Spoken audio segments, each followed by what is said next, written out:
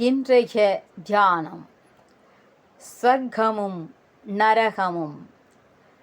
ஸ்வர்க்கத்தையோ நரகத்தையோ எனக்கு நானே உண்டு பண்ணிக் கொள்கிறேன் என்பதை நான் விரைவில் உணர்ந்து கொள்வேனாக. துரியோதனனும் தருமனும் ஒரே ராஜ குடும்பத்தைச் சேர்ந்தவர்கள்.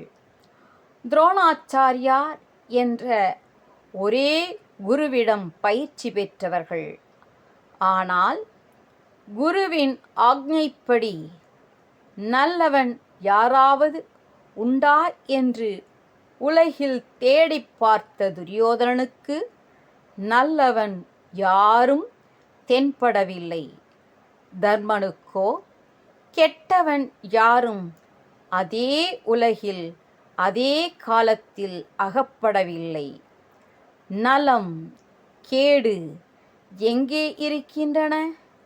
உலகில் அல்ல, தன் மனதில். நல்ல மனம் உடையவர்க்கு உலகமெல்லாம் சொர்க்கம், கெட்ட மனம் உடையவர்க்கு அதே உலகம் நரகம்.